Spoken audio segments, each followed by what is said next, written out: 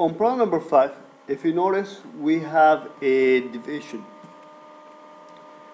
There's a division. In order to be able to divide, we need to be able to change to multiplication by taking the reciprocal of the second fraction. The first fraction will stay exactly as it is. Now, as I rewrite it, I'm going to factor it out. Can I factor anything out of the x squared, the 4x, and the 12? No. So I'm going to factor using the double parenthesis. Factors of x squared will give me x and x. Factors of 12 will give me 6 and 2, 1 negative, 1 positive, and they need to add up to a positive 4. So therefore, there'll be a positive 6 and a negative 2.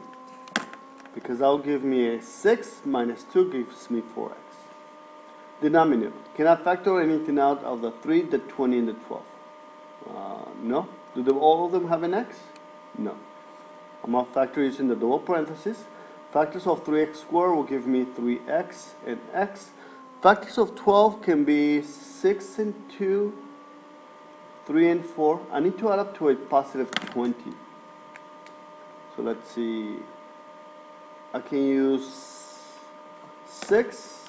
That gives me 18. And my 2 in here, that gives me 2 more. That gives me 20. And they both should be positive.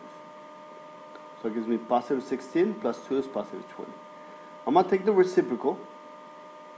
Now I know that all of you guys have already noticed that they're both cubes. And nothing to factor out, but they're both cubes. 27 is a cube and 8 is a cube. So I have to use my A and B formula. Remember, it's a positive, so your first one should be positive, A plus B. Your second one will be A squared, the opposite. So I said positive, the next one will be negative, AB. And the last one, so I will say positive, B squared.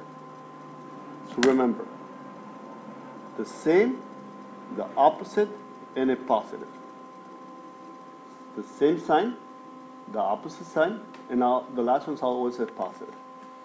Now, what's the value of A? What is the cube root of 27x cubed? What do I need to multiply 3 times to get 27x cubed? Will be 3x. B. What do I need to multiply 3 times to get 8? That will be just 2. And I just plug into the formula. Now remember, we're taking the reciprocal, so the denominator will become the numerator. So we have A plus B, so it'll be 3x plus 2. A squared will be 3x times 3x will give me 9x squared. The first one is a positive, so the second one will be the opposite, which is negative. AB, so 3x times 2 gives me 6x.